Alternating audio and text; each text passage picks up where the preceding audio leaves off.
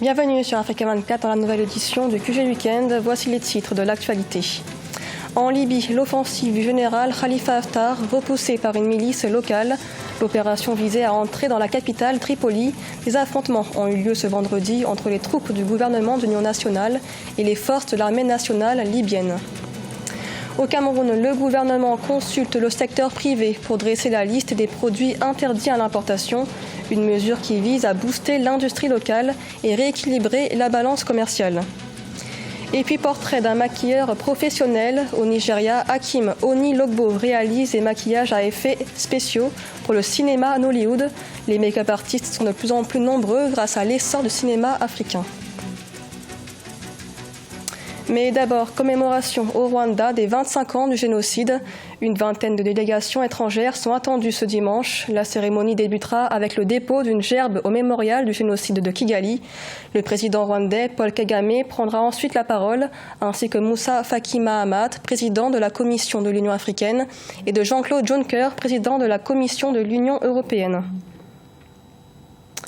Nouvelle tension en Libye. L'offensive générale Khalifa Haftar, repoussée par une milice locale. L'homme fort de l'Est libyen a lancé une opération baptisée Libérer Tripoli. L'objectif, prendre le contrôle de la capitale libyenne. L'opération a déclenché des affrontements avec les troupes du gouvernement d'union nationale de Fayez El-Sarraj, Sharan Kamara. L'offensive du général Khalifa Haftar visant à prendre le contrôle de la capitale libyenne Tripoli a échoué. Baptisée Libérer Tripoli, l'opération menée par les combattants de l'armée nationale libyenne a été repoussée à 30 km de la capitale par la milice locale Zawiya. La force de protection de Tripoli, une coalition de milices de la capitale, a aussi affirmé s'être opposée au projet de l'ANL et avoir combattu contre les soldats du général Haftar. Ce n'est pas une décision qui peut porter long feu, mais c'est tout juste une position, une décision qui est née d'une volonté de savoir jusqu'où je peux aller avec une force dans le pays. Chacun se retrouve sur une portion de terre et qui se dit bon, je peux faire ça, et il tente le coup. Du côté de la communauté internationale, le Conseil de sécurité de l'ONU réfléchit à un plan d'action. Plusieurs grandes puissances, dont la France et les États-Unis, ont appelé toutes les parties à faire baisser immédiatement la tension. On n'a pas vu une détermination active vraiment et qui soit sous-tendue par des moyens d'abord logistiques, par des moyens financiers, par quelques moyens que ce soit même politiques, comme volonté de la communauté internationale à vouloir aujourd'hui ramener la Libye sous un régime qui puisse être démocratique. Pour rappel, l'offensive du général Haftar intervient quelques jours avant la conférence nationale pour la réconciliation, prévue le 14 avril en Libye. La rencontre vise à apaiser les tensions et surtout à trouver un accord en vue de la tenue des élections dans le pays. Au Mali, plus de 10 000 personnes ont manifesté ce 5 avril à Bamako, une manifestation à l'appel des leaders religieux et politiques du pays. Les revendications concernaient principalement la gouvernance sécuritaire au centre et au nord du pays. Reportage de notre correspondant Mokhtar Bari. Les récentes attaques de Djoura le 18 mars ayant causé 23 militaires tués et celle d'Ogosagou avec 157 civils tués dans la région de Mopti ont suscité l'émoi au sein de la population malienne. C'est pour dénoncer cette tuerie que l'imam Mahmoud Diko et le shérif de Nioro ont appelé les Maliens à une marche ce vendredi. Nous sommes sortis démocratiquement, pacifiquement pour dire non à la guerre civile, non à la mauvaise gouvernance et nous voulons que le Mali soit respecté par nos voisins, par la communauté internationale qui sont censés venir nous aider et non venir nous dicter ce que veulent certaines communautés internationales. Hommes politiques, leaders religieux et de la société civile, ils étaient des milliers dans les rues de Bamako. Et certains manifestants dénoncent même la présence des forces étrangères dans le pays. Il y a un fort besoin de dialogue, mais il y a également que tous ensemble, nous nous levions pour condamner les massacres horribles qui sont perpétrés sur le sol du Mali. Dieu a fait que je sois là aujourd'hui pour suivre cet événement.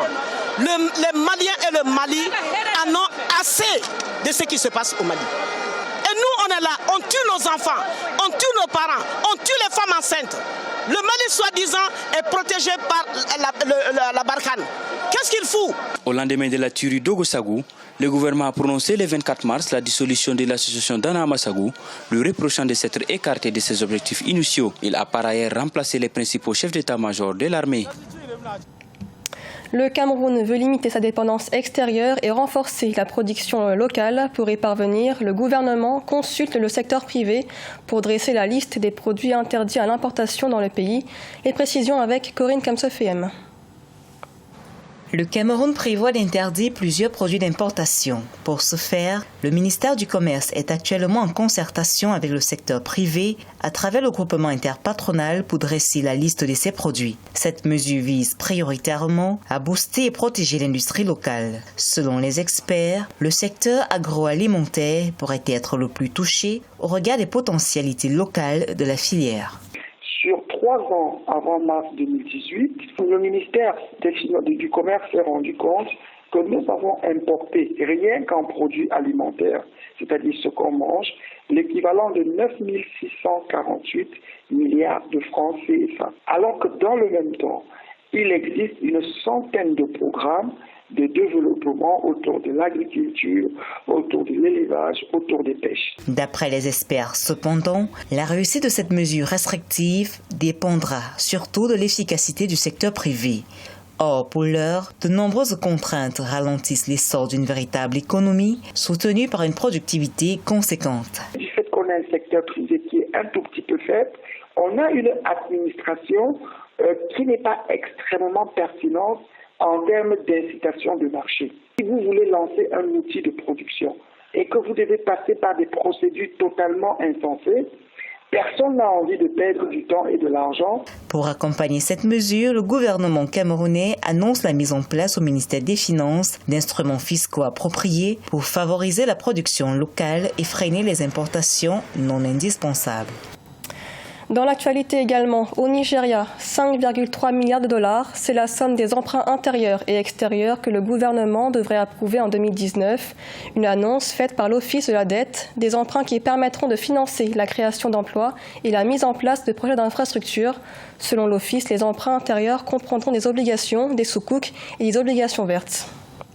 Maquilleur professionnel ou make-up artiste, un métier très peu connu sur le continent, mais avec le développement du cinéma Nollywood, nombreux sont les jeunes qui se lancent dans la profession. C'est le cas au Nigeria de Hakim Onilogbo, reconnu dans ce milieu. Il est capable de réaliser des maquillages plus vrais que nature. Son portrait avec Sharon Kamara.